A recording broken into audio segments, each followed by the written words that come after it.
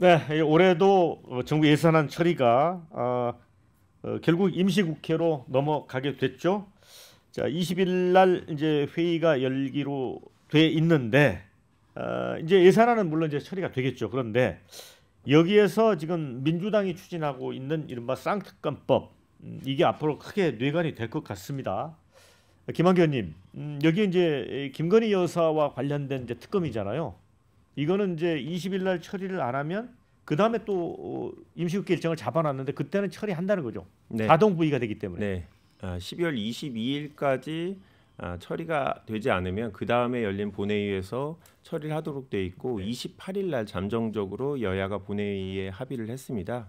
그러니까 12월 28일에는 처리가 될 거고요. 내부적으로는 12월 초에 열리는 본회의에서 통과를 해야 된다라는 목소리가 있었는데, 그래서 당 지도부에서는 국민들 입장에선 예산 처리가 우선인데 다시 저희가 이 법안 상정을 강하게 요구를 하면 현실적으로 여당과 예산 처리에 합의가 되지 않을 거고, 일단은 우리가 조금 내부적으로 양보를 하자, 국민들 눈높이에서 예산부터 처리하자라는 정도의 합의는 됐다라고 말씀을 드립니다. 쌍특검에 대해서 어떻게 생각하세요?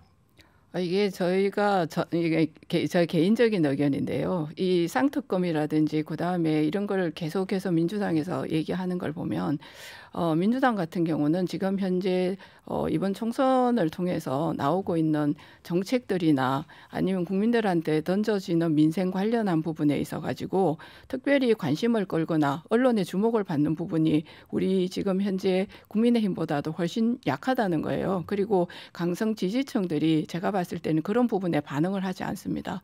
그러니까 굉장히 정치적인 핫 이슈, 특히 뭐 여러 가지에 있어서 그런 부분에만 반응을 하다 보니까 이 어떤 민주당의 입장에서는 특검이라든지 그 외에는 뭐 국정조사라든지 아니면 가장 해서는 안 될 부분 중에 하나인 탄핵이라든지 이런 강한 방법을 통해서 지지층들의 결집을 모아가고 있다고 생각하거든요. 그것의 한 방향으로 저는 이런 정쟁적인 내용들을 계속해서 하고 있지 않나 그렇게 바라보고 있습니다.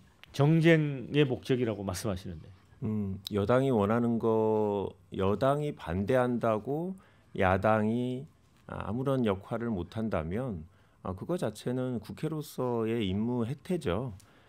저희 특검 두 가지, 김건희 여사의 주가 조작 의혹, 또 50억 리스트 이 부분인데, 저희가 봤을 때는 국민들 중에 상당수는 의혹을 갖고 있고 아직 수사를 통해서 해결할 부분이 있다라고 얘기를 하십니다.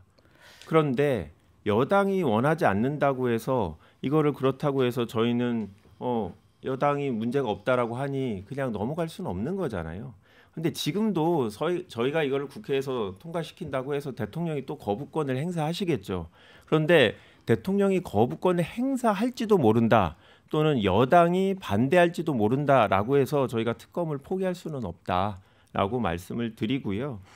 저희는 이런 특검 같은 게 자꾸 제기되는 이유가 뭐 최근에 김건희 여사의 명품 수수, 이게 정치권에서 이런 논의를 한다는 것 자체가 뭔가 제대로 자체적인 대통령실의 정화 작업 같은 사정 작업 같은 게 이루어지지 않아서 문제가 발생을 하는 건데, 저희가 총선에 대해서는 전략들을 계속 내고 있습니다. 물론 양 의원님이 말씀하신 대로 공약들에 대해서 언론의 주목도가 높지는 않아요.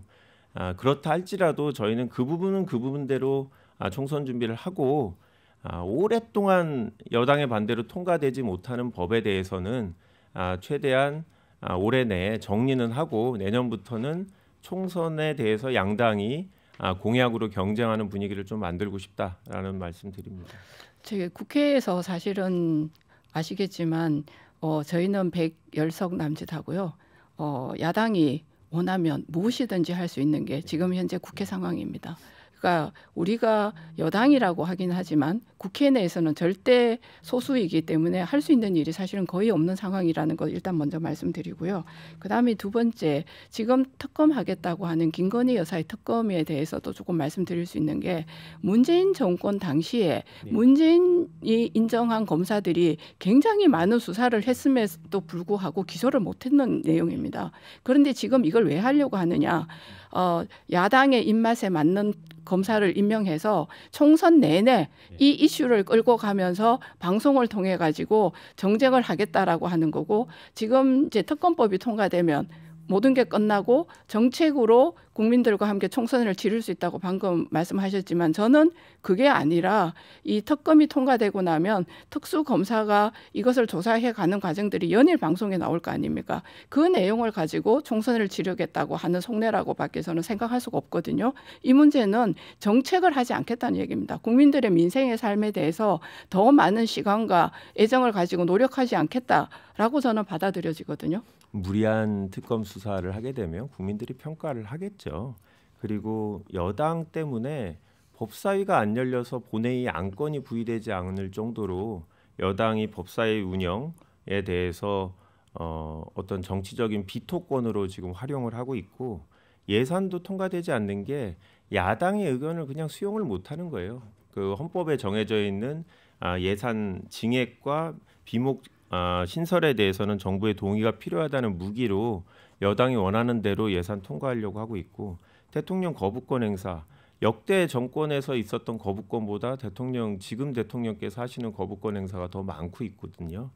결국 저희가 다수이긴 하지만 실제로 정작 중요한 거는 여당의 뜻대로 다 되고 있는 상황이다.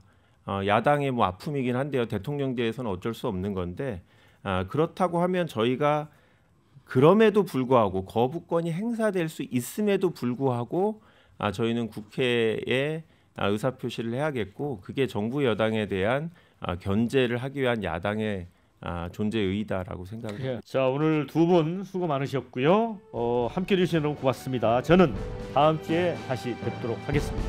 수고하셨습니다. 네. 고맙습니다. 아.